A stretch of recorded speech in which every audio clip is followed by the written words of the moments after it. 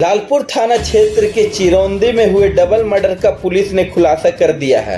हत्या में शामिल दोनों अपराधी को पुलिस ने गिरफ्तार कर लिया है। गिरफ्तार अशोक कुमार गुप्ता और धर्मेंद्र कुमार गुप्ता शामिल है। इस संबंध में जानकारी देते हुए एसएसपी किशोर कौशल ने बताया, दोनों अपराधी को बिहार के औरंगाबाद से गिरफ्तार किया गया है। वहीं इन दिनों दोनों का साथ देने वाला विजय उरांव भी शामिल है। इसको भी हिरासत में ले लिया गया है। देखिए, दिनांक 11 अगस्त 2023 की रात्रि में एक जूस दुकान के मालिक मुकेश साव एवं उनके स्टाफ रोहन कुमार की जब वो दुकान बंद करके घर जा रहे थे बाइक से, तो उनको साइंस सिटी के आगे एक मोड़ पे जो अपराधकर्मी हैं अशोक कुमार गुप्ता और धर्मेंद्र कुमार गुप्ता, इन दोनों के द्वारा, जो दोनों बुलेट पे सवार थे, इन दोनों के द्वारा इन दोनों को रोका गया, मृतक को, और रोकने के पश्चात उनकी गोली मारकर हत्या कर दी। इसको लेकर प्राथमिकी बरियातू थाने में दर्ज की गई एवं सिटी एसपी के नेतृत्व में एक एसआईटी का गठन किया गया और लगातार उसके बाद इन दोनों अपराधकर्मियों की गिरफ्तारी के लिए छापेमारी न केवल रांची में बल्कि अन्य ज़िलों में और राज्य के बाहर भी छापेमारी की जा रही थी। इसी में कल हम लोगों को एक इनपुट मिली, जिसके आधार पर अशोक कुमार गुप्ता और धर्मेंद्र कुमार गुप्ता, इन दोनों अपराधकर्मियों को जो गोली मारने की घटना में शामिल थे, इन दोनों की गिरफ्तारी की गई है।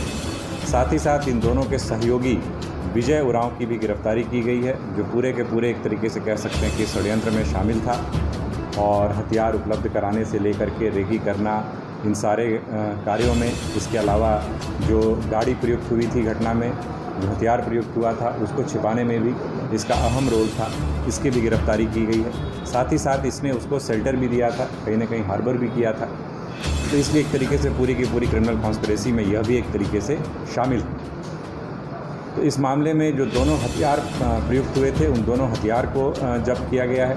इसके अलावा जो बाइक यूज़ हुई थी, जो इनकी अपनी निजी बाइक है, वो बाइक भी आपको सीज़ किया गया है। जो कपड़े इन लोगों के द्वारा यूज़ किए गए थे, जो पहने गए थे, जो कि सीसीटीवी फुटेजेस वगैरह में भी जो आया है हम लोगों के सामने, तो वो कपड़े भी इसमें सीज़ किया गया है। जब इन लोगों से पूछताछ की गई है, तो यही मामला सामने आया है कि जो मृतक और मृतक का भाई, इनके द्वारा लगातार जूस का व्यवसाय किया जा रहा था।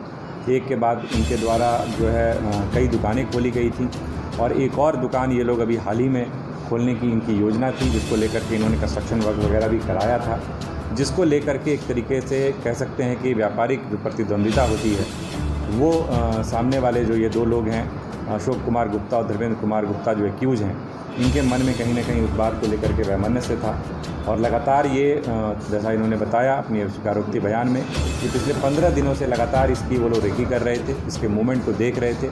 इनका एक और सहकर्मी है जो इसमें इनको सहयोग कर रहा था, उसकी भी हम लोग अभी सत्यापन कर रहे हैं, गिरफ्तारी का हम लोग प्रयास कर रहे हैं। तो कुल मिलाकर इसमें जो 3 व्यक्ति पूरी तरीके से अभी तक जो सामने आए हैं, उनकी गिरफ्तारी हुई है।